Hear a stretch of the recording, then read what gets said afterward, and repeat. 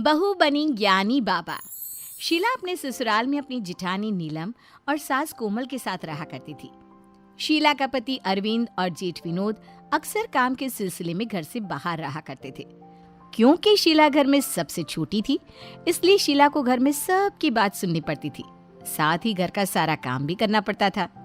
एक बार की बात है, शीला रसोई में बर्तन धो रही होती है कि तभी उसकी जिठानी नीलम आती है और शीला से कहती है, अरे क्या कोमल, तुम अभी तक बर्तन ही धो रही हो?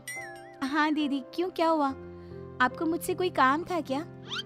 हाँ शीला, दरअसल ना आज सुबह से मेरे सर में बहुत सर दर्द हो रहा है और तू सर की चंपी बहुत अच्छी करती है ना, तो मैंने सोचा कुछ देर मैं तुझसे अपने सर की चंपी करवा लूं, हाँ, ताकि सर दर्द में थोड़ा आराम मिल सके और मैं घर के कामों में तेरा हाथ भी बटा सकूं।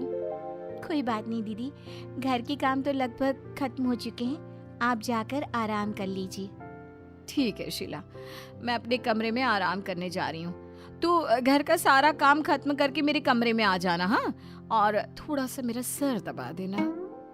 इतना कहकर नीलम वहां से चली जाती है।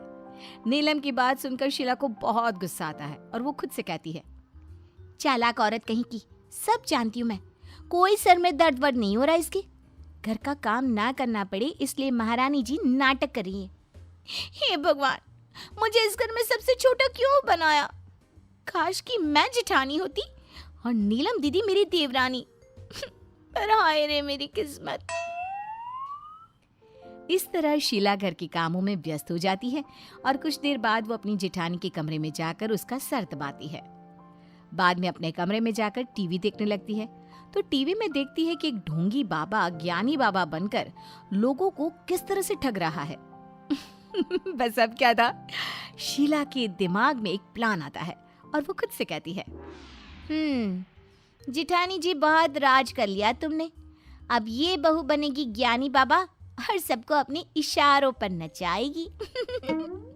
इस तरह से शीला ज्ञानी बाबा बनने की तैयारी में लग जाती है। शाम को जब वो किचन में होती है तो खाना बनाते हुए अचानक से नीलम का हाथ दिखती है और उससे कहती है, नीलम, जल्दी तू महारानी से नौकरानी बनने वाली है। ये सब देखकर नीलम थोड़ा घबरा जाती है और शीला के कंधे पर हाथ रखकर उससे कहती है, शीला, ए शीला। हाँ हाँ दीदी। शीला क्या हुआ तुम्हें, तुम ठीक तो हो ना? हाँ दीदी, मैं तो बिल्कुल ठीक हूँ। क्यों, अभी कुछ हुआ था क्या? हाँ शीला, अभी कुछ देर पहले खाना बनाते बनाते अचानक से तुमने मेरा हाथ पकड़ लिया और मुझसे कहने लगी कि मैं महारानी से बहुत जल्द नौकरानी बनने वाली हूँ। तुम ठीक तो हो ना? क्या दीदी, सच में मैंने आपसे ऐसा कहा? हाँ शीला, पर मुझे समझ में नहीं आ रहा कि तुम्हें अचानक से हुआ क्या था। नीलम की ये बात सुनकर शीला उसके सामने परेशान होने का दिखावा करती है और पीठ घुमाकर हंसते हुए नीलम को बेवकूफ बनाते हुए उससे कहती है, दीदी, लगता है आज मुझे आपको अपना सच बताना ही होगा कि मैं एक ज्ञानी बाबा हूँ। शादी से पहले मैं हाथ की रेखा पढ़कर उस इंसान का भूतकाल और भविष्यकाल दोनों बता दिया करती थी, परंतु जब मेरा रिश्ता लगा तो मैंने ये सब छोड़ दिया और शायद आज बहुत दिनों बाद फिर से मेरे अंदर का ज्ञानी बाबा जाग उठा है। क्या? तुम सच बोल रही हो? इस तरह से नीलम को शीला की बातों पर विश्वास नहीं होता और वो शीला का एक छोटा सा टेस्ट लेती है। उसे अपना हाथ दिखाते हुए कहती है, अच्छा, तो फिर मेरे पास्ट के बारे में कुछ बताओ, जिस चीज के बारे में घर में किसी को भी पता ना हो।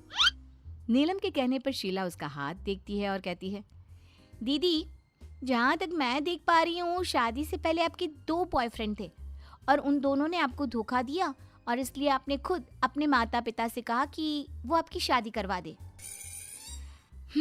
शीला की ये बात सुनते ही नीलम अपना हाथ पीछे की ओर खींच लेती है और कहती है, अरे शीला, तुम तो सच में ज्ञानी बाबा हो, पर शीला प्लीज इस बारे में तुम किसी के सामने जिक्र मत करना। अरे नहीं नहीं दीदी, आप मेरी बड़ी बहन जैसी हो। मुझे तो विश्वास ही नहीं हो रहा कि मेरी देवरानी ज्ञानी बाबा है। ज्ञानी बाबा की जय हो। इस तरह से नीलम शीला की जय जयकार करती हुई अपनी सास के पास जाती है और शीला के ज्ञानी बाबा होने के बारे में अपनी सास को बताती है।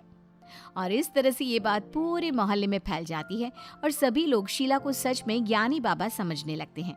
जिसके बाद मोहल्ले की औरतें एक एक करके शीला के पास आती और उसे अपना हाथ दिखाकर अपने भविष्य के बारे में पूछती। इस तरह शीला को तो कमाई भी होने लगती है और उसे घर के कामों से पूरी तरह से छुटकारा मिल जाता है।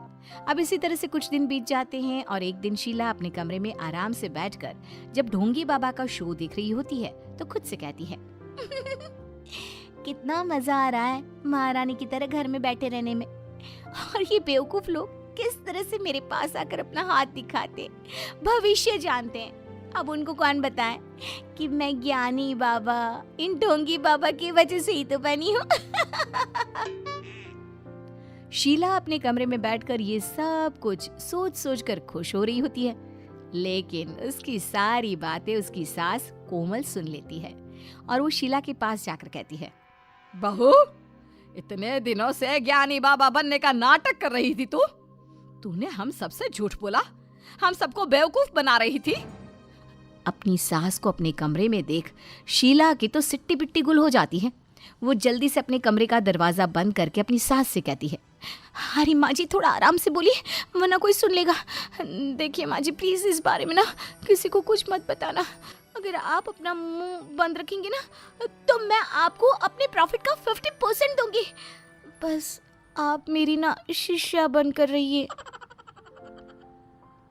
अपने बहू का ये ऑफर सुनकर कोमल भी उसकी बात मान लेती है और दोनों सास बहू एक हो जाती है। जिसके बाद कोमल शीला से कहती है, शीला, मुझे एक बात समझ में नहीं आई। तू मोहल्ले की सभी औरतों को उनका झूठा भविष्य बताती है, पर तूने नीलम बहू के पास्ट के बारे में ऐसा क्या बताया कि वो तेरी सबसे बड़ी भक्त हो गई और तेरी इतनी सेवा करने लगी? अरे माँ जी, दीदी को बेवकूफ बनाना तो मेरे बाएं हाथ का खेल है। उनको डायरी लिखने की आदत है ना। ऐसे ही एक दिन मैं उनके कमरे की सफाई कर रही थी, तभी उनकी डायरी मेरे हाथ लग गई और जब मैंने उस डायरी को पढ़ा तो मुझे दीदी के पास्ट के बारे में कुछ ऐसा पता चला जो उन्होंने सबसे छुपा कर रखा है।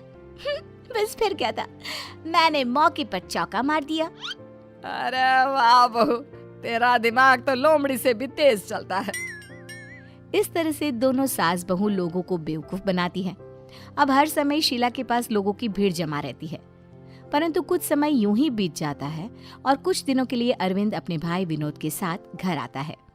अरविंद और विनोद कुछ दिनों के लिए घर पर ही होते हैं और जब अरविंद देखता है कि शीला ज्ञानी बाबा बनकर बैठी हुई है और मोहल्ले के लोग आकर उससे अपने भविष्य के बारे में पता करवा रहे हैं तो अरविंद को बहुत अजीब लगता है, परंतु उस समय वो कुछ नहीं बोलता। शाम को जब शीला अपनी सास के साथ पैसे गिन रही होती है तो कोमल शीला से कहती है, अरे बहू, जिस तरह से तू ज्ञानी बाबा के नाम से फेमस हो रही है ना, मुझे तो लगता है कि बहुत जल्द दूसरे शहर के लोग भी तेरे पास आने लगेंगे। कोमल और शीला आपस में बात कर रहे होते हैं कि तभी वहाँ अरविंद आ जाता है और दोनों से कहता है, माँ और शीला, मुझे आप दोनों से ये उम्मीद नहीं थी। आप दोनों मासूम लोगों को ठग रहे हो, पर मैं आप दोनों को गलत रास्ते पर नहीं जाने दूंगा। इसलिए शीला, कल से तुम्हें ज्ञानी बाबा का नाटक खत्म करना होगा। अगर तुमने मेरी बात नहीं मानी तो मैं सबको तुम्हारा सच बता दूंगा कि किस तरह से तुम और वहां मिलकर उन लोगों को बेवकूफ बना रही हो। अरविंद की धमकी सुनकर शीला और कोमल अरविंद के सामने हाथ जोड़कर अपनी गलती की माफी मांग लेते हैं। नहीं अरविंद जी, ऐसा मत करना, वरना इससे हमारे घर का ही नाम खराब होगा। मैं कल से ज्ञानी बाबा बनने का नाटक छोड़ दूंगी और वही करूंगी जो आप कहेंगे। इस तरह से अब शीला ज्ञानी बाबा बनने का काम छोड़ देती है और जैसे ही अरविंद घर से जाता है दोनों सास बहू एक बार फिर से अपना ये नाटक शुरू कर देते हैं। इस तरह से जब भी अरविंद घर आता तो शीला उसके सामने नॉर्मल रहती और उसके जाते ही ज्ञानी बाबा का अवतार धारण कर लेती।